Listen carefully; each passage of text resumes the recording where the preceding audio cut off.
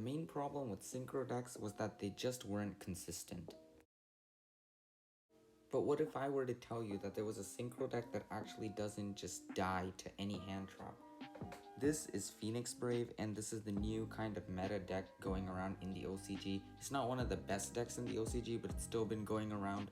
Obviously, they do have some cards that are a bit better than the TCG, like they have O-Line and Jet Synchron. But this is the TCG version. It's not as great as the OCG version, but it still works. And basically the main strategy with this deck is that you would start off doing your Synchro combo, and if everything fails, you don't just die there. You can still end on a Griffin and potentially still have a Destiny Hero Phoenix Enforcer, which is an Omni Negate and a pop and follow up as well. So you can still have those if your Synchro combo fails, and you can also search your Aquamancer before you go into your Synchro combo, so that's very ideal. And that's what makes this deck great. You can't really have the Brave token stuff on the field while doing your Synchro combo, because that just wouldn't work, because you need more than 3 zones to do your Synchro combo. But still, this deck can actually work and top in the OCG, and it's been seeing a lot of play recently. True King of All Calamities did get banned, but it's still seeing a lot of play because of the new Cupid pitch that you see in Burst of Destiny, which basically lets you get a good 3 Omni Negates with just the one Hauke Fibrax.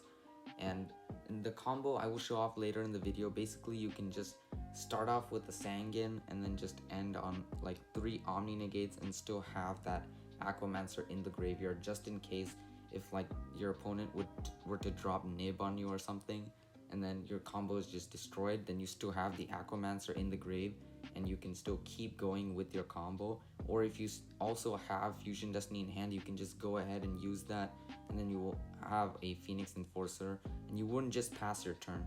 So the main thing about this deck is bricks. There are quite a few bricks in this deck, but more or less it is kind of consistent, but you'll just have to live with the bricks. There are consequences to playing Synchro decks like this. It is 1-card combos, so that's the thing, and it's also 43 cards, so sometimes you will open bricks, but you just have to work around it. And worst case scenario, you still have the Brave engine and the Hero engine. So this is gonna be the combo, and you just need Sangin and any extender.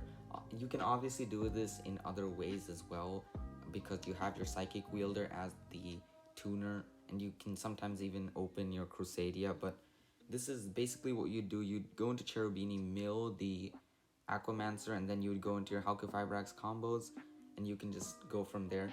And if you don't have that extender, or you already have Aquamancer, what you can do is you can just go just 1-card combo with Sangin, just link it into Almirage, Sangin effect, search Crusadia summon, and then use Almirage and the Crusadia to go into Hauke Fibrax directly, rather than going for all of this. And then you can save that extender to go for Verte later in the game, because you can link away the Nibiru token to Link Spider, and then you can go into Verte, and then you can guarantee yourself a Phoenix Enforcer if you draw either Foolish Burial, Right, or Aquamancer. So that also works out perfectly. And this is basically the end board. You end on 3 Omni Negates, and you also have backup in the graveyard, or if your opponent just doesn't respond, you can also just end on this extra Omni Negate and you have like some advantage in the graveyard as well. So this is basically what this deck can do. And yeah, thank you so much for watching, and I'll see you in the next video.